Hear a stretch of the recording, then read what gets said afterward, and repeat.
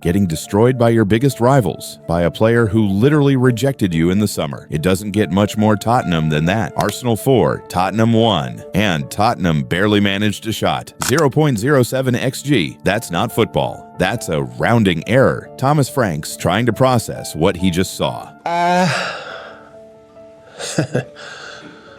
Well, where should I start? This is, of course, hugely disappointing that we don't perform better in the game against Arsenal, our biggest rival. That's the new Tottenham manager, already apologizing in November. Surely it couldn't get any worse, could it?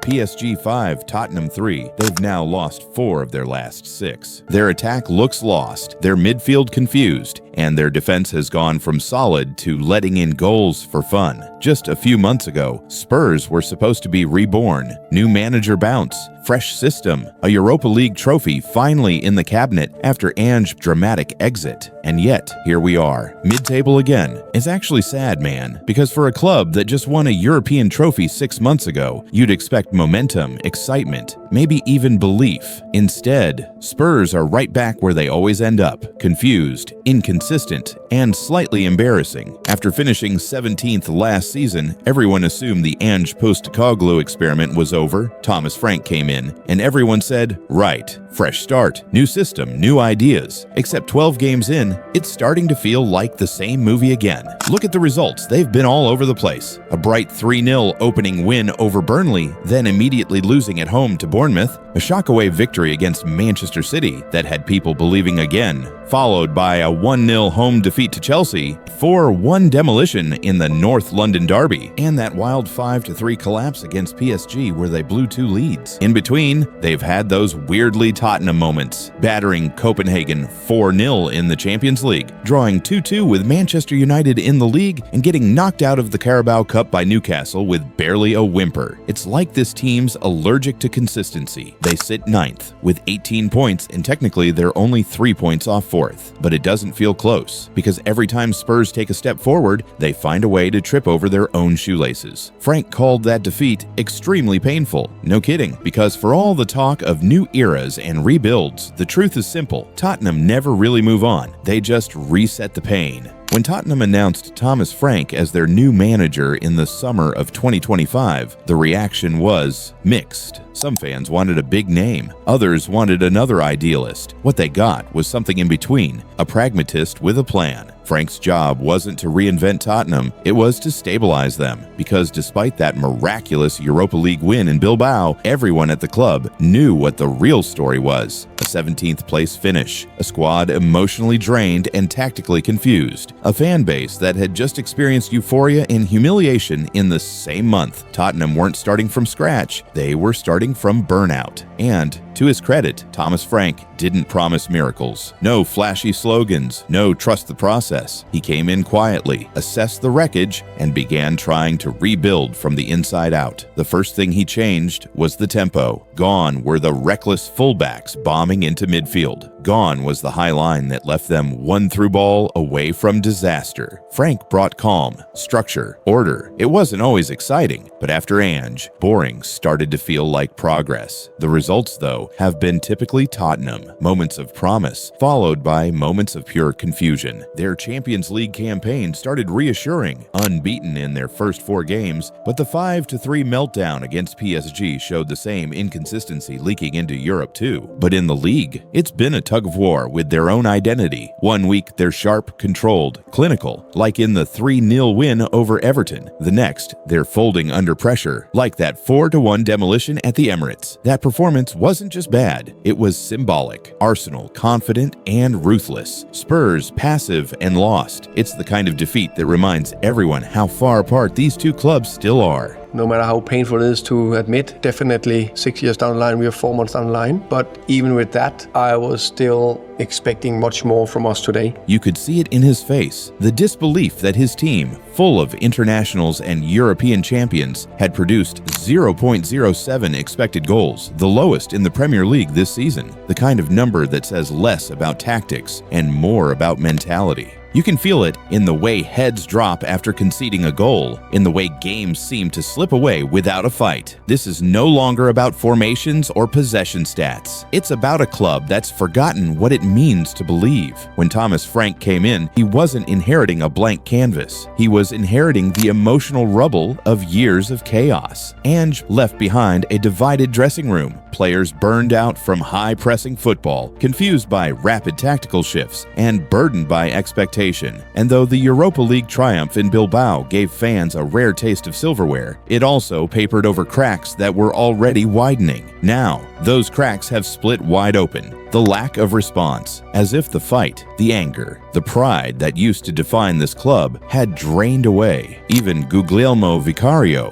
one of the few to emerge with credit this season, said it himself. "We didn't fight. That's not negotiable. When your goalkeeper, your last line of defense, is apologizing for your lack of heart, something has gone deeply wrong." And here's the paradox. Tottenham under Thomas Frank are actually better defensively. Their XG against is down almost 40% from last season. But the PSG match exposed an uncomfortable truth. When elite teams turn up the pressure, Spurs still crumble in the same familiar ways. The attack, though, is where they look way off. Sideways passes, predictable build-up, no spark. The team is solid but hollow. The two midfield pivots are solid, responsible, and press-resistant, but they don't move the ball forward. They don't create, so the play loops around them in that dreaded horseshoe shape. Defenders passing sideways, fullbacks launching hopeful diagonals, attackers waiting for service that never comes. Richarlison drops deep, Solanke runs channels, Xavi Simons looks lost between lines, but none of them can dictate a game. It's all functional, it's all safe. Spurs have become the football equivalent of an empty shell, beautifully arranged but hollow inside, and that perhaps is the real tragedy, because the talent is there in flashes. The fight, though, that instinctive Tottenham kind of chaos that made fans believe anything was possible, that's missing. From "we'll score more than you" to "please don't score on us." That's not identity, that's survival. Frank's challenge now isn't just tactical, it's existential. He has to teach this team to believe again, to take risks, to play with arrogance, not fear, to stop trying to not lose and start trying to win. Because Tottenham fans can accept losing. What they won't accept is indifference. And right now, indifference is all they're seeing. There's an easy narrative forming around Thomas Frank. And I think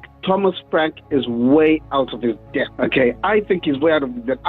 I think he's got to... That he doesn't fit Tottenham's culture, that his cautious football doesn't belong in North London. But football, at its core, is still a patience game. And the truth is that every modern powerhouse was built on something Tottenham have never truly given their managers: time. When Pep Guardiola arrived at Manchester City, they finished third, and many called him stubborn for insisting on Pep ball in the Premier League. Fast forward 8 years, and that same stubbornness has delivered 6 league titles and a European crown. Mikel Arteta's Arsenal project began in chaos, but Arsenal's board gave him the time to fail and learn. 6 years later, Arsenal are one of the most coherent and competitive sides in Europe. And then there's Jurgen Klopp. He finished 8th in his first season and lifted the trophy in his 4th. Tottenham, on the other hand, have built their house on sand. Since 2019, they've had Mauricio Pochettino, Jose Mourinho, Nuno Espirito Santo, Antonio Conte, Ange, and now Thomas Frank. 6 managers in 6 years. Every time a new philosophy, every time a new rebuild, every time a reset button hit before the picture was even clear. And the squad itself reflects that confusion. Once upon a time, Spurs had world-class talent in every attacking position. Harry Kane, Heung-min Son, Dele Alli, Christian Eriksen. Together, they were Spurs' golden core. When they were on song, Tottenham didn't just compete, they belonged at the top table. Now, that star power is gone. Kane's goals left a void no system can disguise. Richarlison has flashes but not consistency. Dominic Solanke is industrious but limited. Xavi Simons, signed with the promise of stardom, is still adjusting to the pace of English football. And James Maddison, the creative heartbeat of this team, is out long-term with an ACL injury. It leaves Tottenham without that defining spark. The defense, led by Van de Ven, Romero, and the excellent Vicario, can go toe-to-toe with anyone in the league. But beyond that, there's a gulf, the kind of gulf that costs points and identity. It doesn't, and yet, it's not just about signings, it's about structure. Manchester City have a sporting director aligned with Guardiola. Arsenal have Edu and Arteta working in sync.